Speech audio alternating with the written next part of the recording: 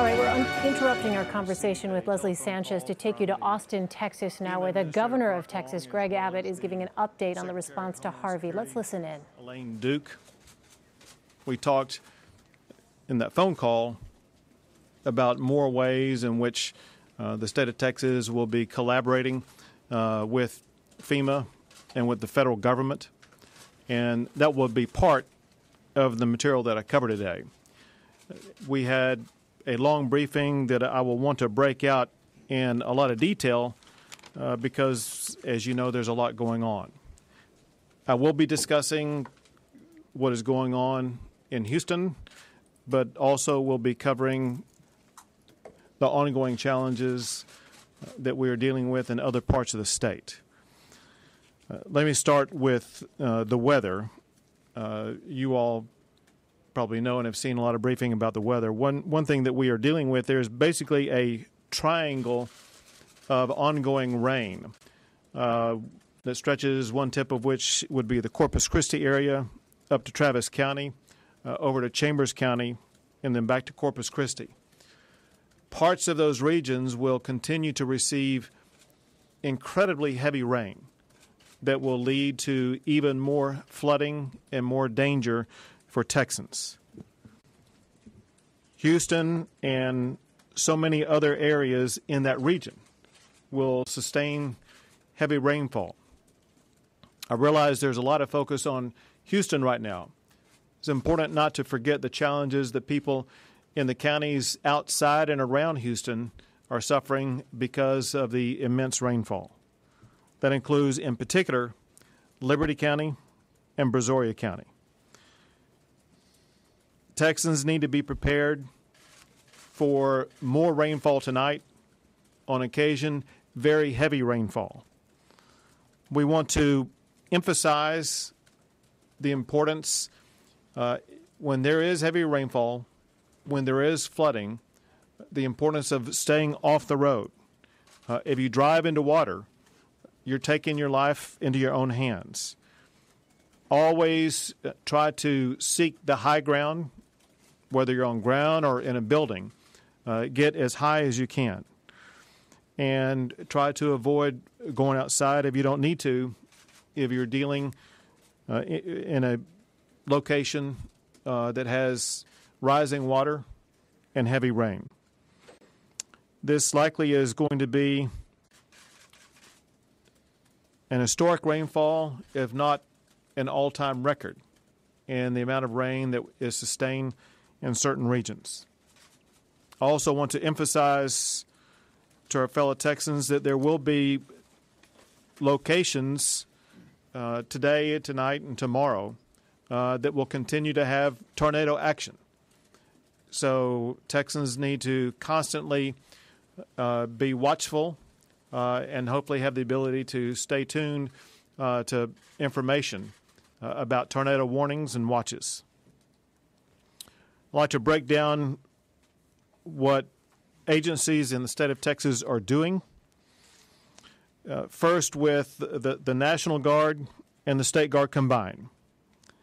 We have now activated 3,000 National Guard and State Guard service members, serving all the way from Houston to Victoria, over to Corpus Christi and parts in between. They've activated 500 vehicles, 6 shelters, and 14 aircraft. The Texas Department of Transportation has deployed 400 people. They're involved in recovery missions in Corpus Christi and Victoria primarily right now.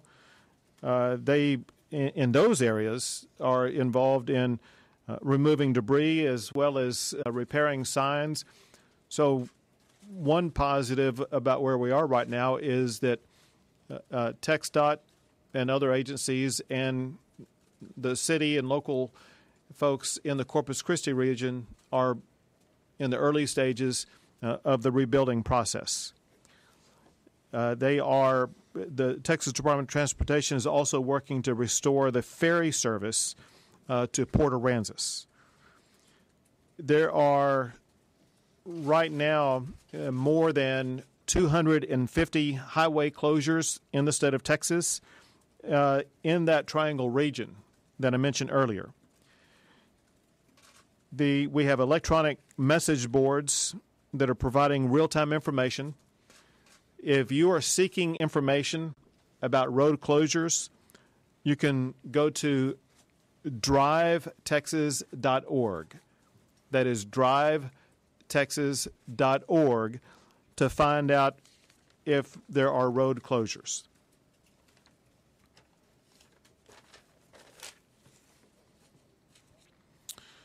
The report from the Public Utilities Commission is that there are 316,000 outages, which is less than I reported yesterday, but that does not include any update from Houston today.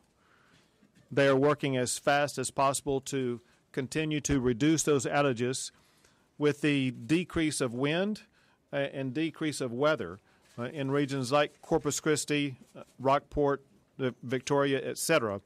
That will enable them to move even more swiftly to reduce those outages. The Texas Commission on Environmental Quality, TCEQ, is working in particular most acutely on the Corpus Christi water samples to help them get off of boiling water, which they hope will be coming fairly soon. And they are also working swiftly with other communities to help other communities get back to a reliable water source as quickly as possible. We have in the state of Texas, Texas Task Force 1 and 2. These are emergency responders that are affiliated with the Texas Division of Emergency Management. And there are 400 of their members who are engaged. And they provide primarily search and rescue missions as well as other activities. But they're working in multiple places, including in Houston, in Victoria, still in the Corpus Christi, Ingleside, Aransas Pass, and Rockport areas on search and rescue missions. Along those lines, as far as search and rescue missions are concerned, but also as well as other assistance is concerned, assistance is pouring in from across the country. Both helicopters as well as other resources have been provided by at least the following states, and hopefully I'm leaving none out: Nebraska, Tennessee, Utah, California, Missouri, Ohio, Arizona, and New York. And that, of course, is in addition to resources that are being provided by the federal government. But I want to extend my deep gratitude to our fellow Americans who are pouring in support from other states and providing resources that are needed to help us deal with these challenges. From Texas Parks and Wildlife, there are about 100 game wardens who are working on water rescue as well as other missions, and they are receiving assistance also from Louisiana and Florida. They are using over 60 vessels, and as one example, they performed about 19 water rescue missions around the Bastrop area yesterday. They are continuing patrols in the Rockport area and the Houston area, and in airboats around the Galveston area. The Texas Department of Public Safety, they now have assigned 1,750 DPS officers to work in this triangle area that I mentioned before, in between Corpus Christi, Travis County, over to Chambers County. They have close to 500 DPS officers currently assigned in the Houston area to help deal with that situation. The report from the Red Cross is they are serving about 130,000 meals a day. And they have heavy activity in the Corpus, Victoria, and Houston areas. There are a lot of people across the state of Texas, frankly, across the country, even outside the country, who are wanting to help. And the best way that you can provide the help that can best assist Texans in need is by providing that help through the Red Cross. And there's two ways you can contact them. One is redcross.org. That is redcross.org. Or call 1-800-RED-CROSS and indicate that you're trying to provide assistance and help for the people in the state of Texas. And the Red Cross will be the best way to do that. From our health team, among the long list of things they are doing, they are sending about 92 ambulances to the Houston, Texas area to help them deal with their challenges, as well as sending a mobile medical unit to Houston, Texas, which, when fully implemented, is basically a standalone hospital facility. On transportation, we are still moving hundreds of evacuees to safe locations. That includes adding evacuation routes from Brazoria County, 25 buses. There are 60 buses at Tully Stadium in the Houston area that are staged for evacuation purposes, and they will take assignments from the local authorities for the appropriate location to go to evacuate people who need to be evacuated. From our communications department, a DPS communications trailer has been set up in Rockport for all first responders. As you may know, the ability to communicate electronically is very difficult in that region. It's essential in order to restore the type of order that we need, that we have the ability for all first responders to communicate, and that trailer now does exist for that purpose. That covers the entire Rockport area, as well as all of Aransas County, as well as Ingleside. They are also setting up a communications operation in Brazoria County, as well as in Harris County, and working the best they can to restore cellular communications. To give you a breakdown example of some activity in the coastal region, troopers are operating in Nueces County, in Aransas County, in San Patricio County, and in Refugio, and have assigned in those regions about 250 DPS officers. They are involved in security operations, as well as any type of rescue operations that are needed. They've been in contact with local leaders such as Mayor McCombs in Corpus Christi, as well as Nueces County Judge, and they're working to help out with Port Aransas. They've set up their regional distribution centers that are set up for food delivery purposes. Food delivery locations will be set up by tomorrow in Rockport, Port Aransas, Aransas Pass, Ingleside, and Portland. And there will be other areas also. But I know people in those regions in particular were looking for that type of help, and that type of help is coming. As the officer who reported to us today from the region said, he was talking to someone who approached him, and the citizen said that they now know that the cavalry is coming.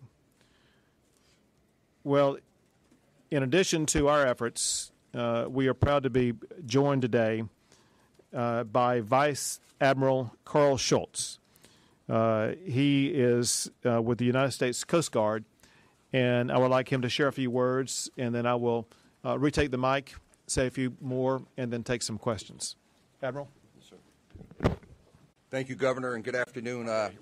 Again, Vice Admiral Carl Schultz from Coast Guard Atlantic area, and we are here as part of the Department of Homeland Security team to support the state of Texas and support the Federal Emergency Management Agency, the department's lead federal agency for this crisis response. The Coast Guard has been very actively and closely engaged with Hurricane Harvey and now Tropical Storm Harvey here for the good part of the week. We have first removed our assets from the immediate area so they could survive any initial damages, and we've been pre-positioning response capabilities throughout the South Texas region and into the state of Louisiana. We've got resources from the entire Coast Guard, from California, Maine, down the eastern seaboard through the Gulf states that are here to support the state and FEMA. We've got 8 helicopters that are out flying this morning with another 8 flying into the area that are rescuing citizens from the immediate region here. We've been down and still remain down in Corpus Christi. We're pushing more boats on the water from all parts of the country. My Customs and Border Protection, Air Marine partners have resources here. And again, we are in the fight to support the state of Texas here with the full efforts of the entire Coast Guard. A couple just messages as the maritime guy up here. This is a very, very dangerous storm with catastrophic consequence, and folks need to not underestimate that. It is going to be a sustained challenge for the coming days. Many times folks wrongly presume the wind event is going to be the most challenging event. I've seen over the course of my career, it was actually the water event, and we are in for a real significant water event in the coming days. So heed the word of your emergency managers. To the citizens that are out there that are self-rescuing and helping other folks with their boats, we're going to need that capability. The response lines, the EOC numbers, the Coast Guard numbers are overwhelmed right now. We are trying to attenuate the asks. Our men and women are flying their helicopters around very serious rain bands in and around them. The boats on the water are dealing with challenges. So understand patience is important here, but your United States Coast Guard, as part of the DHS federal team, is all in on this, and I'll stand by, Governor, for any questions at the end. Thank you, sir. Thank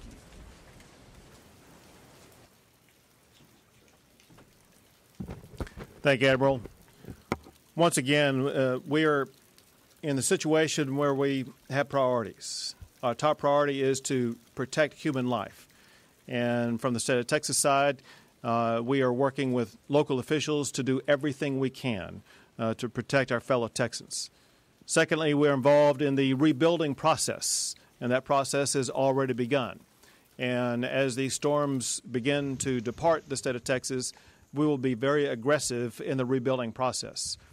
One of the most important aspects of my conversation with the FEMA administrator earlier today was to help people understand that the rebuilding process is going to be a long process, but it's something that we will be able to get done. We're going to be able to get it done because we have a very effective federal partner working with the state of Texas, which will serve as a very strong partner for our local communities. With that, I'll be happy to take any questions. So here, if you could speak specifically to Houston, you've got the convention center open downtown, you've got people being rescued off of rooftops. There was some conflicting reports in the beginning about evacuation. Is this going to be Hurricane Katrina Part 2 instead of New Orleans?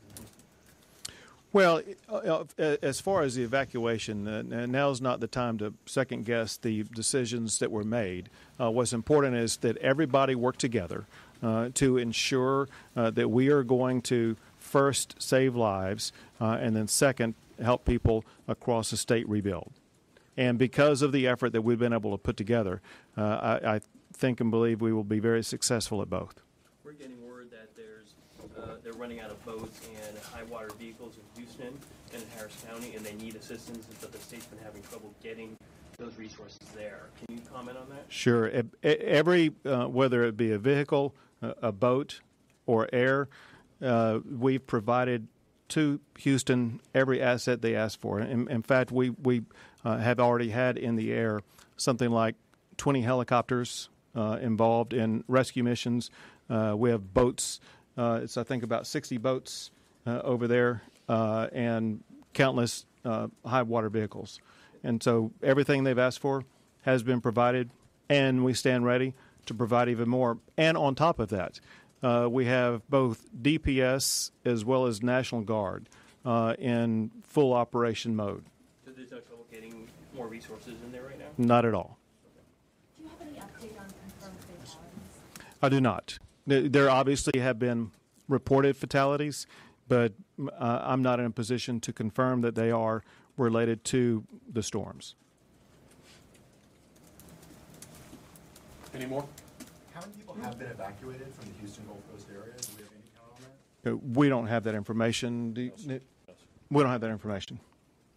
And do you have a total on the number of rescues, particularly up the helicopter? Do we, for our numbers? The challenge is they're happening so fast right now in and around those rain bands that it's hard to keep track of the number that we're actually doing. If I asked them to report to me how many they were doing, that would take them away from actually doing the rescues. So I'm more interested in getting them out there. We'll collect that data at the end of the evening. Governor, could you kind of put this on a scale of how this disaster compares to previous ones, both nationally and in Texas? Is this one of the worst, the worst? Well, as you know, with it being a Category 4 hurricane, it's the strongest storm Texas has had since 1961. And when you consider the larger population now than what we had back then, obviously this is a very large disaster. And then you consider the fact of the size of it, ranging all the way from Corpus Christi to Houston and parts north of Houston. And you have not only the wind component, but also the rain component and the flooding. And so this would be a very large disaster. One thing that I'm very proud of is the fact that the federal government has so quickly responded to provide all of the aid the state of Texas has needed. That helps us respond much more robustly. And going back to whoever asked the question, that the federal government it has conveyed to the city of Houston that the city of Houston asked for assets that the federal government is providing them also.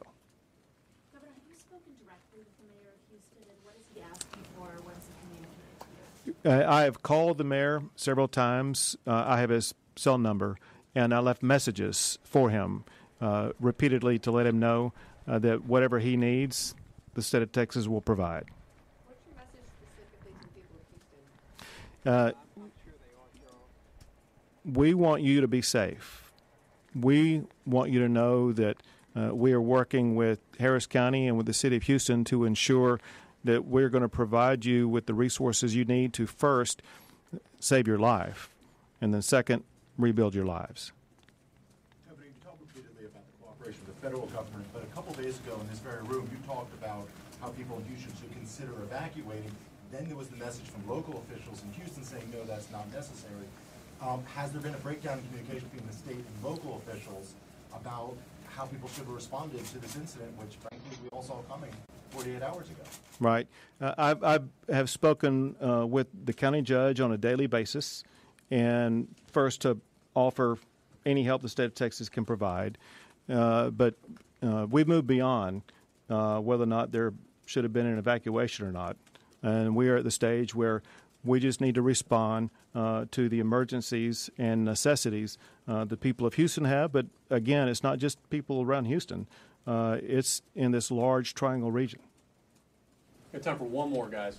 How many choppers did we say we had in the air? We had 8 Coast Guard? We have 8 Coast Guard in the air with 8 probably in the air now. There's probably upwards of 15 plus helicopters from Coast Guard as part of a much broader team here. 20? 20 between the Guard and the DPS. Okay. And then those are all deployed for rooftop, rescues, etc.? Governor, you said on TV earlier today that you're going to ask for an expanded federal disaster relief. Thank you for asking that. I missed that. Dave, I can always count on you. As of this moment, I've made a state disaster declaration for 50 counties and a federal disaster declaration for 19 counties.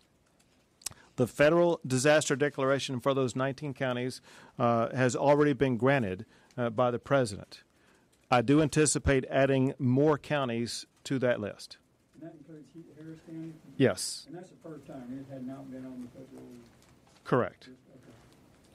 Thanks, guys. We got to go. Thank you. All right, we have been listening in there to Texas Governor Greg Abbott update the public on what has been happening as Harvey continues to linger over Texas. We know the governor said 3,000 National Guard and State Guard service members have been activated to help with this incredibly broad response. We have been watching all day some of these rescues taking place, some of them with private citizens, in fact, using their own property and equipment to try and help other people. The governor, though, very, very dire warnings saying that parts of Texas will have, quote, tornado action and need to be watchful in the hours ahead. That on top of this flooding, which is being called unprecedented, and the rain continues to fall.